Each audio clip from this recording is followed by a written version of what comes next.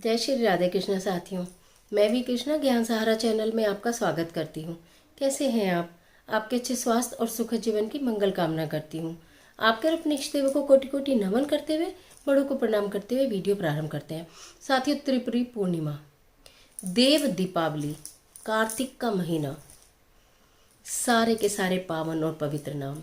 इस पूर्णिमा को त्रिपुरी पूर्णिमा भी क्यों कहा जाता है? भगवान शिव ने त्रिपासुर नामक भयंकर राक्षस का देवताओं के आग्रह पर वध किया था आज के दिन।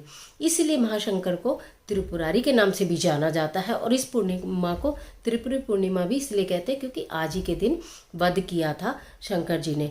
और आज के दिन भगवान श्री शंकर की इस सफलता पर, उस भयानक राक्षस के वध के उपलक्ष्य में सभी देवताओं ने हर्षित होकर दीपावली मनाई थी।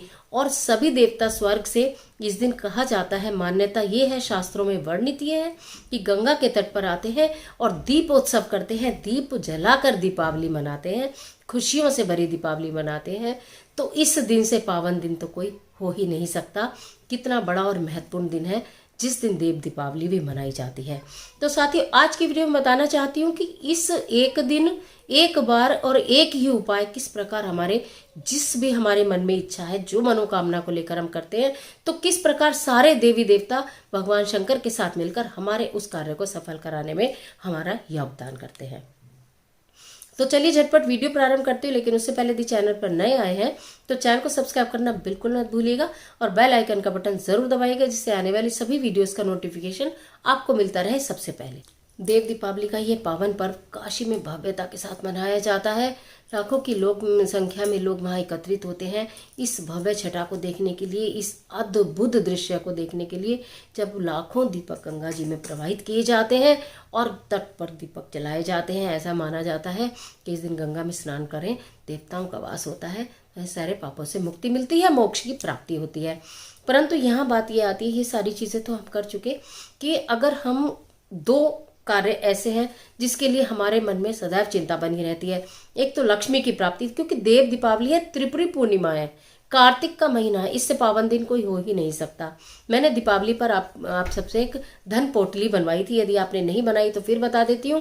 11 पीली कौड़ी लीजिए, उनके ऊपर हल्दी का तिलक कीजिए, पीले कपड़े में बांधिए, महालक्ष्मी के सम्मुख रखिए और महालक्ष्मी मंत्र की माला का जाप कीजिए। उसके पश्चात अगले दिन उसको उठाकर आप अपनी तिजोरी में कहीं भी धन क्षेत्र में रखते हैं तो कभी जिंदगी में लक्ष्मी की कमी होने वाली नहीं है। एक तो ये धन पोटली यदि आप उस दिन बनाना भूल गए थे या आपने नहीं बनाई है तो इस पूर्णमासी के दिन बनाइए, वही अक्षय फल की प्राप्ति होगी, महालक्ष्मी की प्राप्ति होगी। लेकिन एक महा उपाय विवाह का, सिर्फ एक दिन और सिर्फ एक बार, यदि आप अपने बच्चों की विवाह के लिए चिंतित हैं या बच्चे इस बात के लिए चिंतित हैं कि माता पिता हमारे विवाह के लिए चिंतित हैं, इस एक उपाय को माता पिता भी कर सकते हैं, बच्चे भी कर सकते हैं।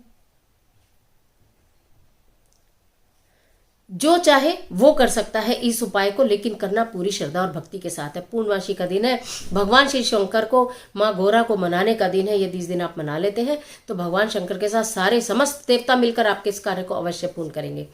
आप यदि पूर्णमासी का व्रत रख सकती हैं या रख सकते हैं तो बहुत अच्छी बात है, नहीं रख सकते हैं तो भी कोई परेशानी नहीं है। शाम को प्रदोष काल के समय आपको एक उपाय जो मैं बता रही हूँ वो विवाह के लिए करना है।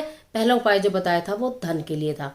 तो आपको क्या करना है, यदि आपके घर में चांदी की थाली या प्लेट है तो बहुत अच्छी बात है, नहीं तो कोई स्टील की प्लेट या थाली नई लेकर आपको आनी है और उसमें लाल चंदन से, अगर लाल चंदन नहीं है, देखिए अगर चांदी की नहीं है तो स्टील की लेनी है, और अगर लाल चंदन नहीं है तो आपको रोली लेनी है यानी कुमकुम, उससे स्वास्तिक का चिन्ह बनाना है। स्वास्तिक का चिन्ह बनाना मैंने आपको पहले बताया। देखिए हम कहते हैं हमने सारी पूजा कर ली, लेकिन हमने शुरुआत जो गणेश जी को हम बैठा रहे हैं अपने कार्य पूर्ण करने के लिए, हमने वही गलत तरीके से बना लिया तो हमारा फिर कोई कार्य नहीं होता और आप लोग फिर कहते हो कि हमने बहुत सारी पूजा कर ली, सारे उपाय कर लिए, कुछ नहीं हो रहा। कहीं ना कहीं कोई कमी रह जाती है। स्वास्तिक मैंने फिर बताया बिना काटे छाटे बनाए, नहीं तो एक बार फिर वीडियो देख लेना। उसके हिसाब से पूरा परिवार गणपति जी का आप अपनी थाली पर पहले बैठाइए, ठीक है, उन्हें विराजमान करिए। गणपति रिद्धि सिद्धि शुभ लाभ पूरा का पूरा बना लिए। उसके ऊपर पीले फूल आप बिछा लीजिए थाली के ऊपर, और बेलपत्र, पीले फूल चढ़ाइए, पूरी थाली ढक लीजिए पीले फूल से, और उसके ऊपर बेलपत्र रखिए 5-7 की संख्या में। फिर आप वहां पर शिव पार्वती और गणपति महाराज की। वैसे तो एक इकट्ठे मूर्ति भी आती है जिसमें शंकर भगवान है, गौरा माता है और गोदी में गणपति जी हैं। यदि आपके पास ऐसा कोई चित्र है या मूर्ति है तो आप उनको वहाँ पर स्थापित कीजिए। शुद्ध घी का दीपक आपको जलाना है वहाँ पर। और उसके बाद आपको ओम गौरीपते नमः, ओम गौरीपते नमः, ओम गौरीपते नमः का 11 माला का जाप करना है।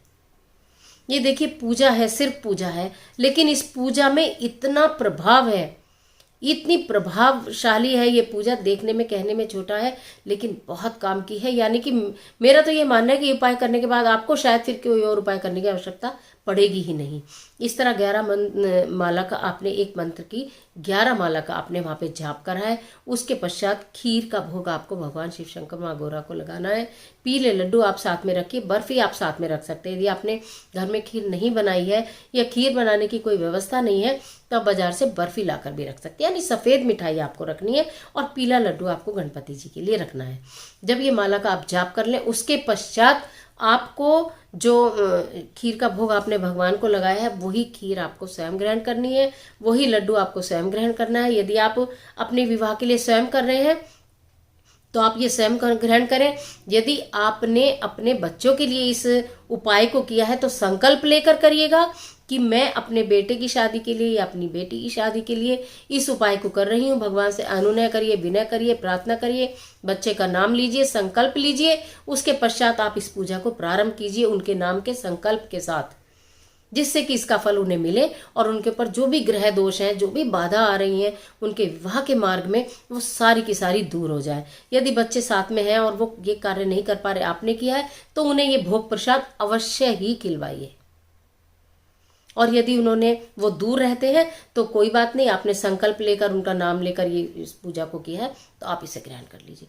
तो मैंने ये त्रिपुरी पूर्णिमा का देव दीपावली पर किया जाने वाला 2 ऐसे अचूक उपाय बताए हैं जो सिर्फ आपको एक ही दिन करने हैं और एक ही बार करने हैं और फिर दोबारा शायद करने की आवश्यकता आपको ना पड़े। महालक्ष्मी की कृपा बनेगी। धन पोटली मैंने बनवा दी है, वो आप अपनी तिजोरी में रखिए, कभी कमी नहीं होगी। विवाह का जो एक अचूक उपाय मैंने बताया, और इन उपाय की जो भी आप करते हैं किसी से चर्चा नहीं करनी है, पहले से भी किसी को नहीं बताना है और बाद में भी किसी को नहीं बताना है। ऐसा नहीं है कि आप करें और सारे में आप बताते रहे आज तो मुझको ये करना, आज तो मुझको ये करना, कुछ नहीं होगा। शांति से करिए, चुपचाप करिए। केवल जो बात करनी है ईश्वर के साथ करिए, भगवान से करिए कि मैं ये करना चाहती हूँ। भगवान को बताइए, 1 बार बताइए, 100 बार बताइए और उनसे मांगिए, लेकिन बाकी किसी को बताने की आवश्यकता नहीं। आशा करते हैं वीडियो आपके लिए निश्चित महत्वपूर्ण साबित होगी। मिलती हूँ एक और महत्वपूर्ण वीडियो के साथ। तब तक हंसते रहिए, मुस्कुराते रहिए। वीडियो को लाइक कीजिए, शेयर कीजिए, कमेंट बॉक्स में जय लक्ष्मी माता लिखना बिल्कुल मत भूलिएगा। ईश्वर आपकी मदद करे।